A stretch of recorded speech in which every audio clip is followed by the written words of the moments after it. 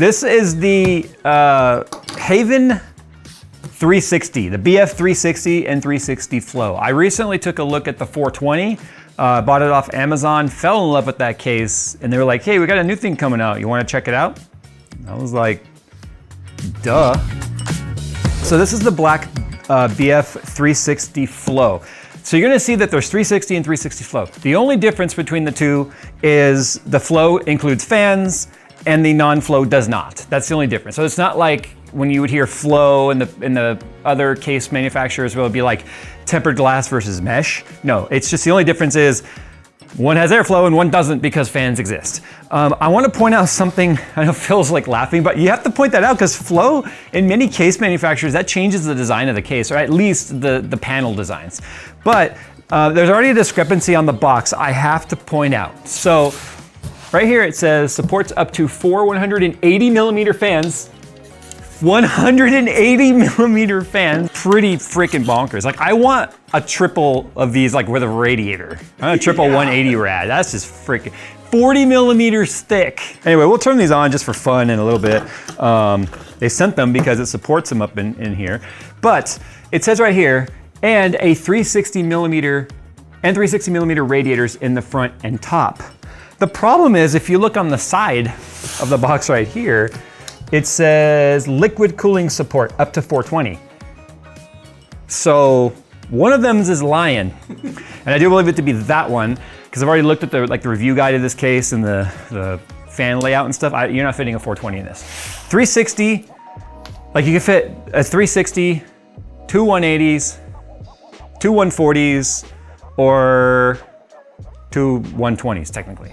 Like 3 120s, two 120s, two 140s, two 180s, but you're not fitting 3 140s in there. We'll check it, but clearly there's some discrepancy on the box. But I'm gonna go ahead and open this up because the 420, although an amazing case, it's really big. So the idea with this one is to sort of like scale it down a little bit. This is only the second case that Haven's launched that I'm aware of. But to scale it down a little bit, make it a little bit more user-friendly for smaller desks and such, but make it one of the best airflow designs they possibly could. Now, they sent a lot of data along with this case. That's cool and all, but we're independent. We've got to kind of collect our own data, which we will be doing separately because I have to build my chart of other cases.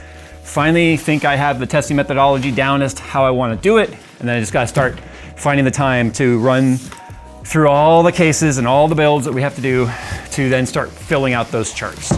But it would be nice to start having some actual data other than just look at the smoke flow.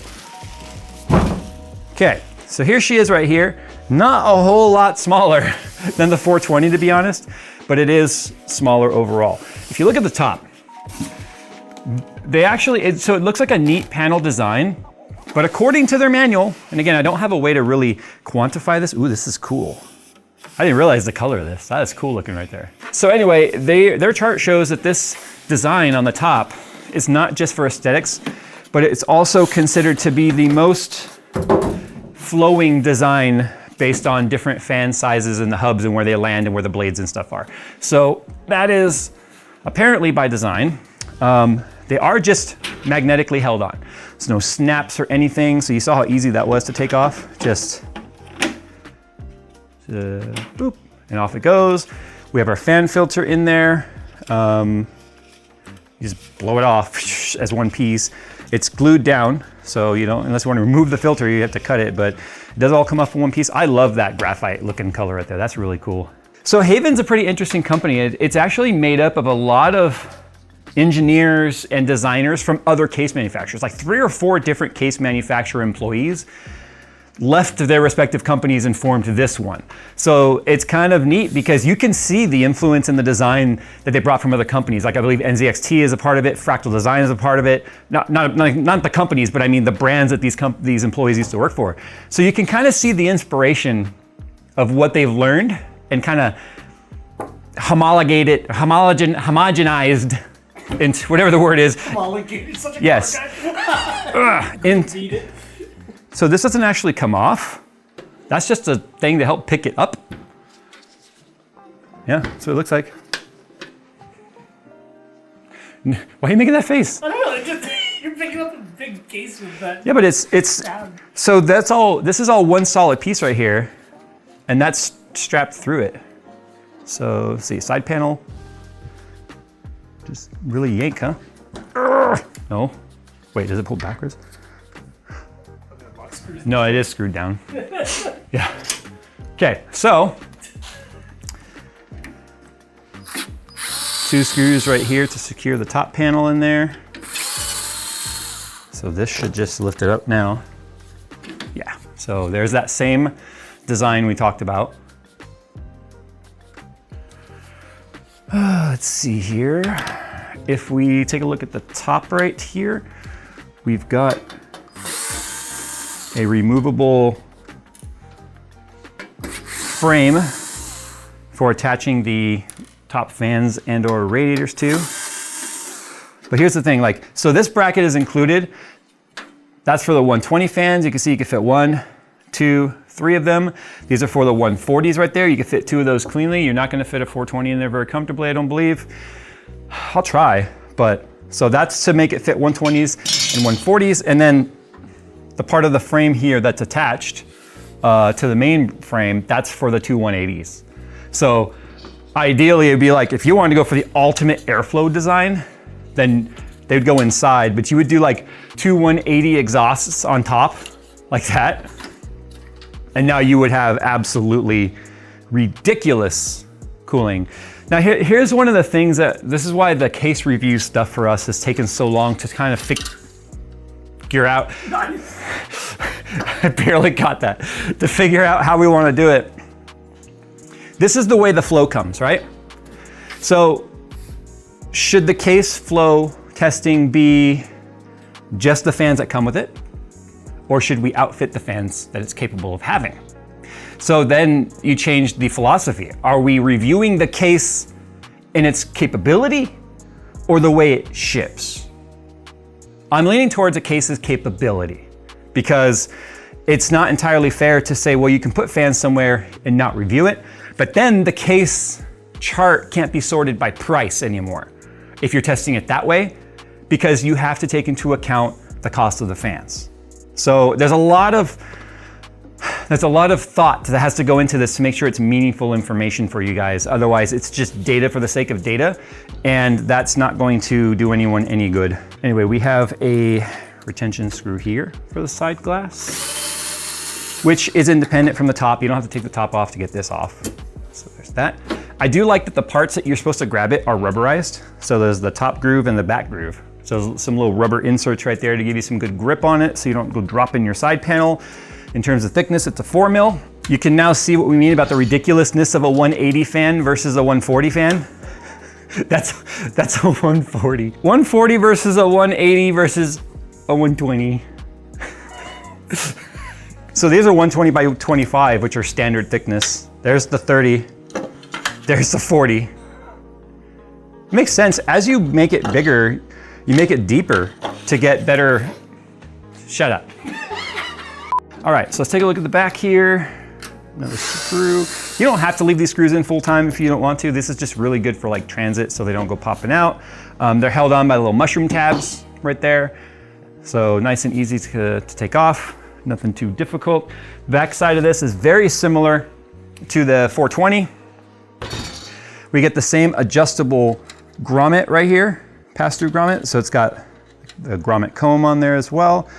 You've got the elastic bungee rubber style push through. So the entire thing is a grommet. So no more do you have like the 24 pin is like here and then like the grommet's there and then it's coming up at a weird angle. So because the whole thing is a grommet, essentially, except for just right there, you can get things to line up pretty good. Same thing up here on the top for the EPS fans and ARGB headers. Take a look at the flow through on the IO right here. Like when they said they were going for the ultimate flow chassis, I can definitely see their efforts here. In fact, look at the ramp. There's even a ramp for that bottom fan to ramp and scoop the air smoothly right to the GPU. So none of that bottom fan is getting lost by going into the lower chamber. The only thing in the lower chamber is the graphics or the power supply, and it has its own intake on the bottom, as you would expect. So, dude, you want to talk about the rigidity of this case? Okay, this sucker is pretty heavy, okay? Like it's a heavy case, but look at this. Dang. Like it's not bending that piece or nothing. Like that's, okay, so just to talk about the weight of this real quick. 20 pounds, 8 ounces, according to my scale. It's not very accurate, but it gives us a ballpark, 20 pounds. So you just saw this piece right here, which is not very thick, can support the entire weight of that chassis without bending. So if that gives you any indicator as to what the build quality is like. All right. In terms of storage, you can see right here, we have 2 full-size 3.5-inch drive trays. They are rubber isolated. That is not a captive screw. Gives us a multi-tray on here, so you can put a 3.5-inch drive as well as connect a 2.5-inch drive to it. They kind of stack. In terms of fan hub, you can see right here we have an included fan hub that has 1, 2, 3, 4, 5 headers. Does not have an ARGB aspect to it, so it's just a fan PWM pass-through. In terms of front panel connectors, you got your pretty usual suite. We got our USB 3.0, HD audio. So this must be the front panel or the hub connector right there to give it a signal to the hub, because I see no wires coming off of it. USB-C, SATA power for the hub, and then our unified front panel connector. So pretty easy to get this all wired up. Plenty of room down here to just shove it and make it as ugly as you want down there, because you can't see any of that from the front side. That's what I love about this. This scoop right here is gonna be really cool. I'm excited to see what this airflow looks like with the scoop. Cable management though, we have our grommets here as I already showed. We have our built-in track. It even tells you, like the 420 was the same way. It even tells you the ideal, like, hey, put your 24 pin here, put your EPS here, put your fans here. Like it even tells you an idea of how it thinks you should wire it up, which is kind of neat. So it's a little bit more beginner friendly in that aspect when it comes to the cable management side. So it's interesting. Let's talk about the fan configuration and the flow versus non-flow. It looks like the flow, because it comes with the 180 fans in them already, they come pre-installed on this bracket right here. And you can see that this block off plate right here, I like this. If you're not using the 360, which could have like come up into this space right here, I love the block off plate, it gives it a cleaner look.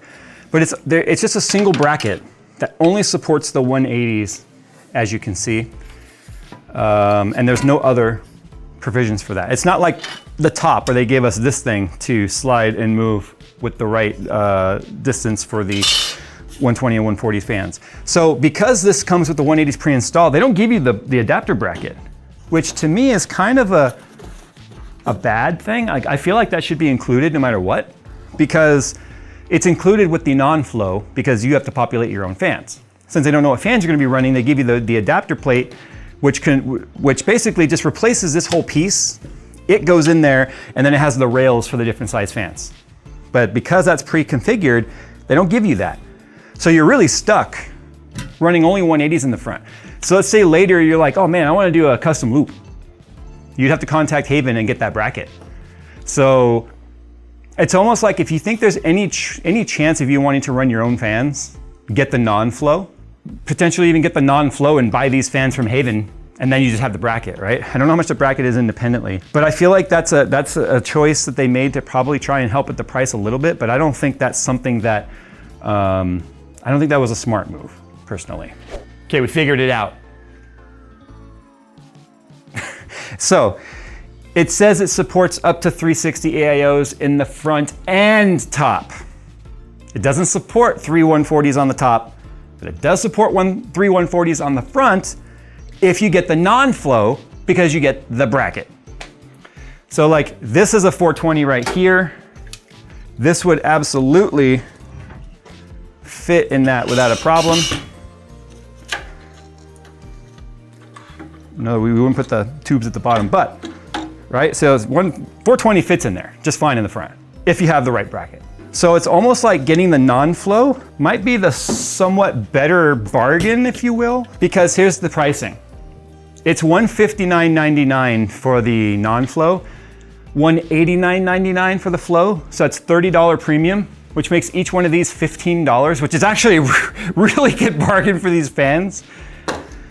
So if you think there's any chance of you wanting to run a 420 rad in the front, get the non-flow. Or get the flow and then contact them for the bracket, which to me seems like more work. okay? Anyway, back to the teardown and understanding of this. So that's the dual 180s.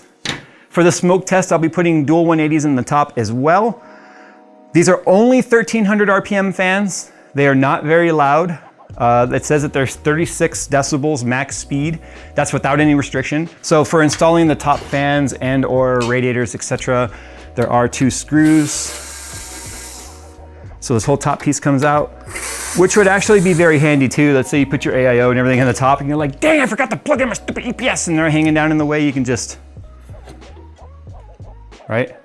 So if you had the tubing on there, you could get the clearance you need, move it out of the way, plug your stuff in, or attach all this off the table. Rubber isolation mounts even on the metal tabs right there.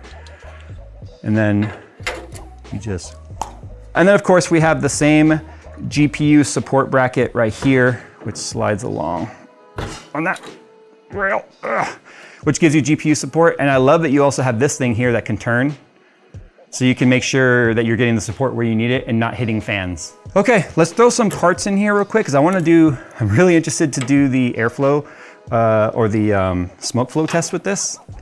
And of course, I'm gonna throw the 180s in the top. All right, so here it is built. It's very dark night looking. It's black on black on black. So this is the hardware that I'm gonna be using for case reviews when we do our testing. It's a 13900K with a 4080 Super. This is the back with the cable management. As you can see, very clean and orderly. I love the fact that when you put the cages back in, you hide this front side wiring in this channel that's right here. So you don't even see it at all, and it comes back out. In fact, I rarely put cages back in because I don't use spinning drives or even SATA SSDs anymore. So I usually just take them out because it gives me more room for cable management, but that's not the case in this case.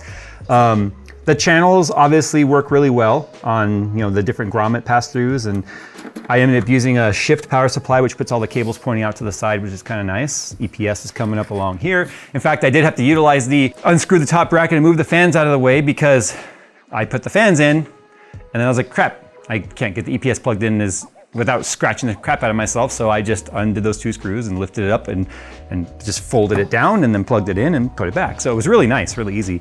Obviously we have our front fans plugged in right here. For front side IO, obviously we have 2 USB 3.0 and USB-C, unified headphone jack, and a power button, no reset button. Nobody really needs a reset button these days. But with that said, let me go ahead and put the side panels back on. And then why don't we get our smoke machine fired up and we see how this sucker flows. The fans are at 100% right now because, and I know it's dark in here, I'm sorry, it's for the smoke. But I had this was used last time I did case airflow testing when I was testing that Reddit picture of the different fans for the config. So they're at like 80% fan speed right now. Can't turn it down because there's no monitor hooked up. But if you want to talk about how much pressure there is coming out the top right here, first of all. What? So it's gonna pick up from like way out here, look. Oh my God, the airflow is so, there's no escaping it. It's like a black hole. It's like the event horizon of the airflow is like out here, watch.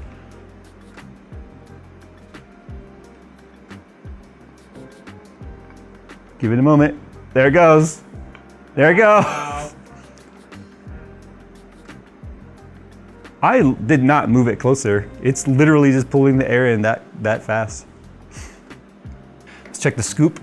Go right in the bottom. It's definitely scooping right to the GPU. Dude, because now that the GPU's on and running, you can see the air go through the GPU fan, huh? Look at that. Yeah. I've never had to have such a strong airflow in front of the chassis that it's literally a jet stream coming out without any sort of dissipation. Look. Look how violent the top is. Oh, hey, it is still positive pressure. I was wondering, because we have 2 180s on the top as an exhaust, a 140 as an exhaust, and only 2 180s on the front as intake, with the fan filter, I thought for sure this was gonna be negative pressure. But no, check this out. So we got all these other vents right here, right? I can feel the air coming out. I don't even need to do the test, but check this out. It's still positive pressure. None of that is getting sucked in. How is that happening? They're going the exact same RPM. It's the same exact filter on the top as on the back. That 140 exhaust should be enough to create a negative pressure situation. I'm not sure why that's the case. Even above it, look, right above it, positive pressure right there. Oh, I guess some's getting pulled in by that, but it's getting pulled in by the 140 because it's affecting it right there. But right here, like at the IO, look at that. That is positive pressure. There is nothing getting pulled in. You could definitely run this at such a slow speed because right now they're at max. Even at 1300 RPM though, they're pretty loud because they're 40 millimeters thick. But it's just crazy how far away the air is disrupted. It's crazy. It's pretty noisy though at 100 or 1300 RPM. So I'll be doing some acoustic and thermal testing in this here in the future, pretty near future.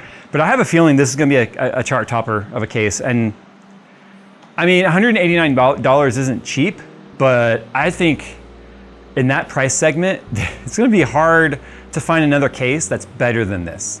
So I'm looking forward to testing this one and seeing, because I can't imagine with the amount of CFM that these fans can move, that the components that are in here could heat up that space at a rate that it can't exchange that air with fresh air. It's just, imagine if I went full intakes on the bottom, on the top two, Phil, just 4 180 millimeter, 40 millimeter thick intake fans, 164 CFM each.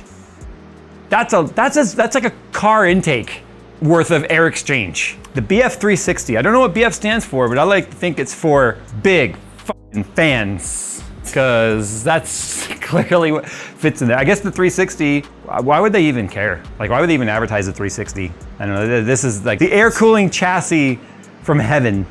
Actually, no, it's from Haven. Anyway, gonna get on out of here, guys. Thanks for hanging around for our first look.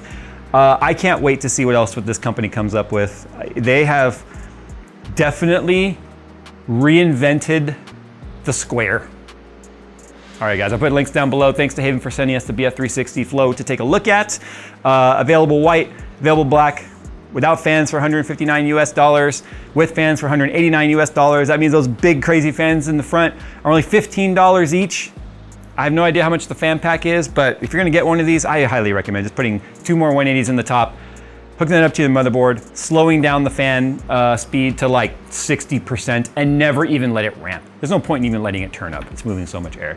But links are down below. Guys, thanks for watching. We'll see you in the next one.